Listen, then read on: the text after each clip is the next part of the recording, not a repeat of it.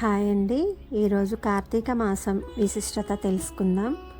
కార్తీక మాసం అనగానే భక్తి భావన కలుగుతుంది. శివకేశవులకు ప్రీతికరమైన కార్తీక మాసంలో నదీ స్నానంతో పాపాలు తొలగుతాయని పెద్దలు చెబుతారు. ఈ మాసంలో పురాణాలు వినటం, చదవడం పుణ్యప్రదం. కార్తీక ఉపవాసాలతో మనసు, శరీరం పునీతమై ఆధ్యాత్మిక రహస్యాలు బోధపడతాయి.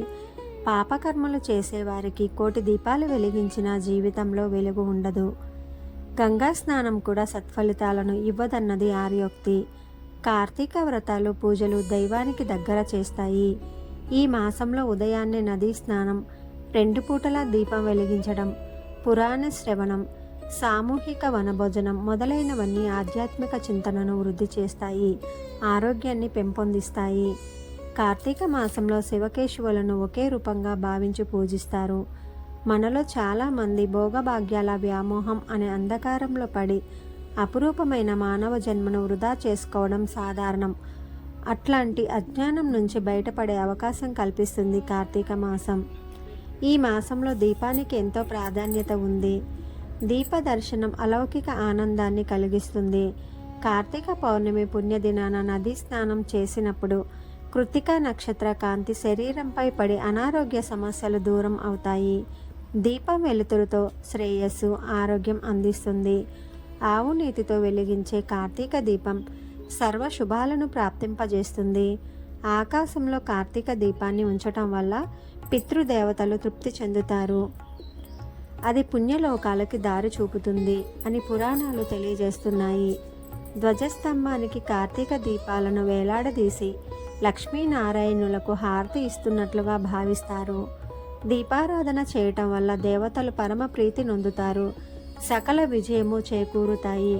ప్రతినిత్యం దీపం వెలిగించాలి. కారణాంతరాల వల్ల ఒక్కోసారి విఘ్నం కలిగితే దాన్ని భర్తీ చేసేందుకు కార్తీక పౌర్ణమి రోజున 365 ఒత్తుల దీపాన్ని వెలిగించటం ఆనవాయితీ.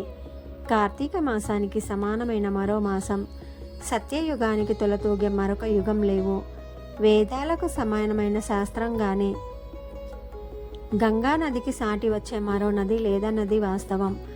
అంత పవిత్రమైన కార్తీక మాసంలో గంగా స్నానం చేసి విశ్వేశ్వరుణ్ణి దర్శించిన వారికి తప్పకుండా ముక్తి లభిస్తుంది అన్నది పురాణ వచనం. ఈ కార్తీక మాసంలో విశేషంగా తులసీదేవిని పూజిస్తారు.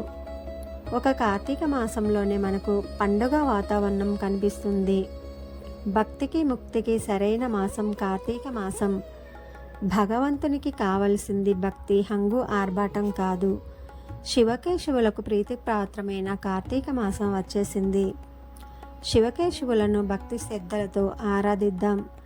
దేవాలయానికి వెళ్ళడం, మనకు ఉన్న దాంట్లో పేదవాళ్లకు దాన ధర్మాలు చేయడం, నిష్టగా ఉండడం, మద్యపానం, ధూమపానం, మాంసాహారం వీటికి దూరంగా ఉండడం, నిత్యం శివనామస్మరణతో గడపడం, ఆలయాలను దర్శించడం, పేదలకు దానం చేయడం ఈ కార్తీక మాసంలో విశేషంగా మనం చేయవలసినటువంటి కార్యక్రమాలు. ఓం నమః శివాయ.